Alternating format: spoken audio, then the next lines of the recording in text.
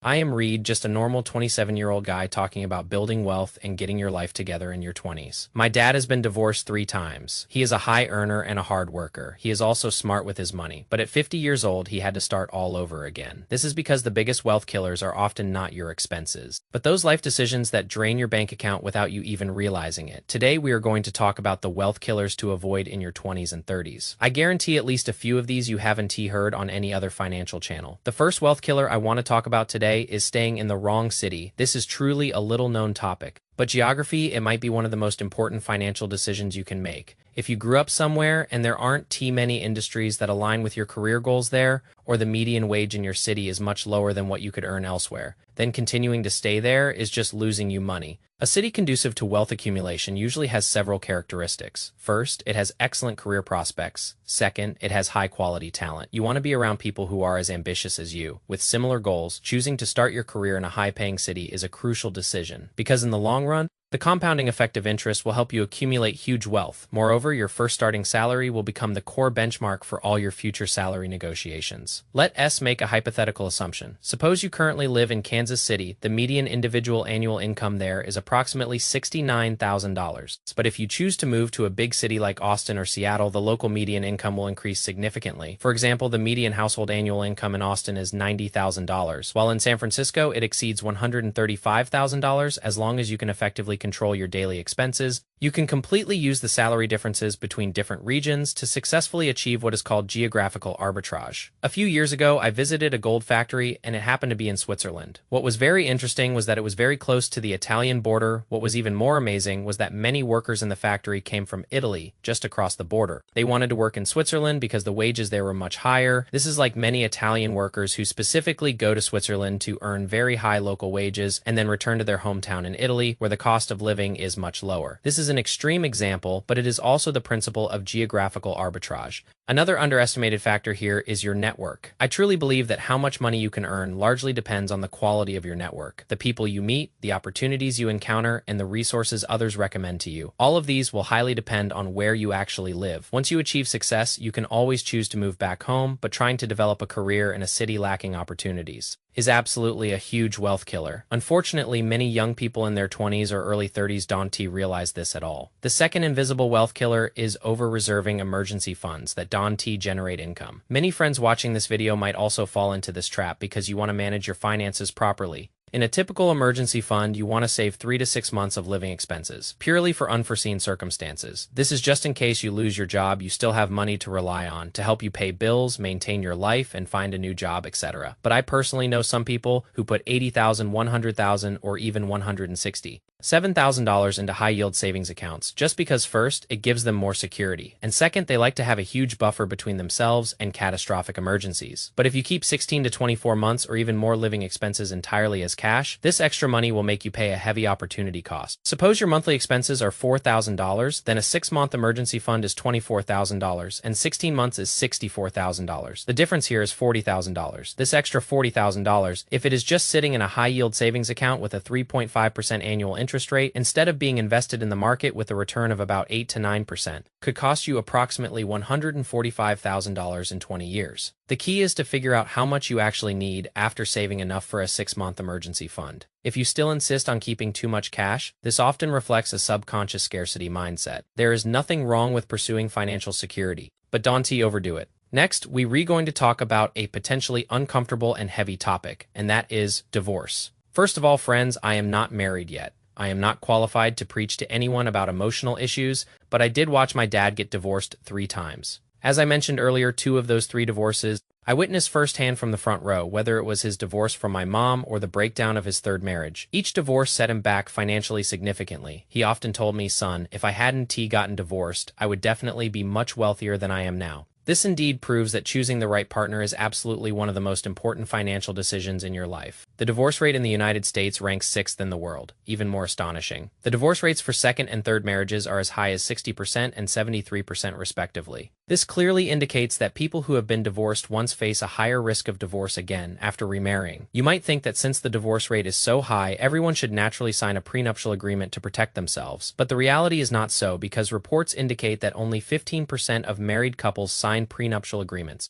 The main reasons for divorce usually include a lack of commitment to the marriage, infidelity, and long-term financial stress. In addition, the proportion of early marriages is also very high. So why exactly do we say that divorce is such a fatal wealth killer? Obviously, divorce itself is quite costly. It can easily cost you more than $20,000. But in my opinion, the hidden costs of divorce accumulate to be much greater. For example, dividing property. Breaking up means having to refinance a mortgage at a high interest rate or being forced to sell a house in a sluggish market, resulting in heavy losses. Even retirement accounts have to be split and go through complex court procedures. If you withdraw early, you may also face taxes and penalties. There are also moving expenses and the division of various assets, all of which are emotionally exhausting. If either of you started a company during the marriage, the situation becomes extremely complicated if you add all the hidden costs to the normal divorce costs generated by attorney fees. It could cost you $50,000 to $100,000. And if you have a lot of assets, sometimes the losses can be even greater. Ultimately, marriage is actually the most significant financial decision you can make in your life. Choosing the right partner is crucial. Otherwise, a bad marriage can instantly destroy all the wealth you have painstakingly accumulated. The next wealth killer we are going to talk about is the vanity of trying to show off wealth. There is an old saying in the financial world that has been around for decades. It is called keeping up with the Joneses. The reason this saying has persisted to this day is because it describes one of the most destructive behaviors that we all fall victim to. And this behavior is trying to keep up with your friends on the journey of life. It is natural for people to want to compare their financial achievements with what others appear to possess, such as your neighbors, your friends, or just Instagram users. As soon as you fall into the trap of comparing yourself to others, you have already completely lost. What you see on social media is often just a carefully curated highlight reel of other people's lives as long as the other person cares about their public image. You will never see the trivial and unpleasant realities behind their seemingly perfect lives. The new car you see might be leased, the designer brands might be borrowed, those luxurious apartments that look glamorous on Instagram might be consuming 60% of that person's after-tax income. In Texas, they call this a $30,000 millionaire. I've actually mentioned this concept in other videos, and this is precisely the type of person we want to avoid becoming. These are people who earn only $30,000 a year, but insist on showing off their wealth and lifestyle like millionaires. Like those who go to nightclubs, spend all their money to reserve VIP tables, but then can't even afford a single drink. This is a $30,000 millionaire. The lesson here is those who show off their wealth often have no money at all. While those who are low-key, they are the truly wealthy, in my personal opinion. As long as you focus on accumulating wealth for a long time, stay on your own track, live within your means, you will definitely be wealthier than those who blindly compare themselves to others. In my opinion, another big killer in your 20s and 30s is only focusing on high salaries and ignoring equity, especially when you have the opportunity to get shares. This is especially critical if you work at a startup or a company that offers equity compensation. But it is also generally important. Many current positions, especially in public companies, startups, or companies that are preparing to go public, they will include equity as part of your total compensation. During salary negotiations, you usually have some flexibility. You can choose a high base salary with fewer options or more options with a lower base salary. Many people choose to take a high base salary because they want to have cash in hand. This gives them more cash flow, perhaps allowing them to rent a better apartment or slightly improve their quality of life. The key is that once these options are successfully cashed out, their value might even be equivalent to 10 years of your salary income. Although this depends on the company's development, and I understand that not everyone can work for a giant, but in most cases, if a medium to large company offers you options and you are optimistic about this company, I personally think you should take more options and less cash because options at least have room for appreciation. Of course, there is an important prerequisite here, which is that you must do your due diligence on the company itself, see if it really has a future. If your friend just started a new startup in a garage, you might want to think twice about the risks involved. Whether you want cash or options, when estimating the value of your potential options, I would do two things. First, I would figure out what percentage of the company's total shares my options represent. If the company gives you 10,000 shares, unless you know the actual total outstanding shares, this number means nothing, but if you do the math and figure out how much your shares are worth in equity, you can get the total number of shares from human resources or the legal department. This way you can figure out your percentage of ownership. Then you can take the second step, which is to calculate how much your company is currently worth or how much it will be worth if a liquidation or IPO happens in the future. If you own 0.1% of the company and the company eventually goes public with, say, a $100 million valuation,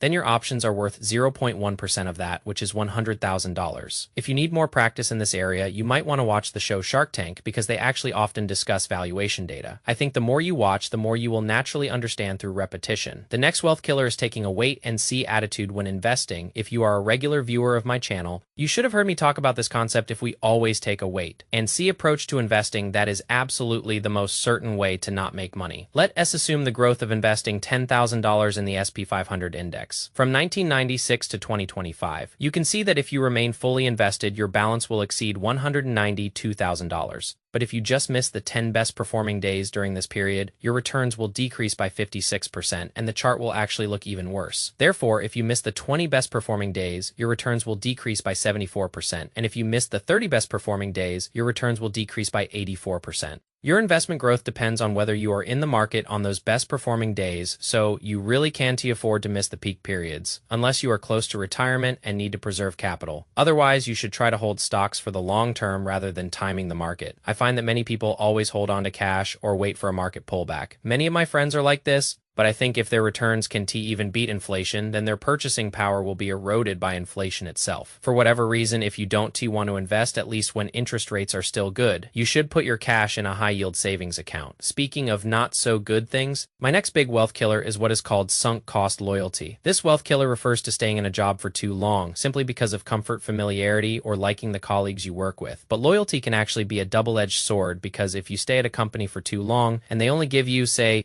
a 3 to 5% raise each year, you simply earn much money, especially if your starting base salary was low when you first joined. Suppose you graduated from college and, for example, found a job at Marriott International. Your starting salary is $60,000 per year. Simply put, they give you a 3% cash raise every 2 years. You work there for 10 years, and after these 10 years, your annual salary has only increased to $70,000. This is really not a very big increase, especially if you have worked somewhere for 10 years. Personally, I am not the type of person who would run into my boss's office and ask for a raise. I was taught from a young age that I was lucky to have a job, especially because I graduated during the 2008 financial recession, and I believe many of you might feel the same way, especially with layoffs happening across the US right now. No one really wants to antagonize their employer, but you need to understand that companies usually only pay you the minimum necessary to maintain the status quo. If you don't actively fight for a raise or your due rights, then you are simply wasting your huge potential value. Perhaps you can try another strategy to escape this wealth killer, which is to change jobs every few years, especially early in your career. If you can switch jobs, you can reset your base salary during negotiations. This usually leads to a significant increase in salary. According to a LendingTree study, job changers see an average income increase of over 11%, and in some cases even up to 30% or more. The core idea here is that you need to change jobs every 1 to 2 years, so you can either move horizontally with a raise or horizontally in salary with a promotion. Either way, as long as you keep doing this, constantly improving your position or salary, by the time you are in your 30s, your salary will have already increased multiple times, and your wealth can continue to grow on its own. The next wealth killer we are going to talk about today, you are definitely very familiar with.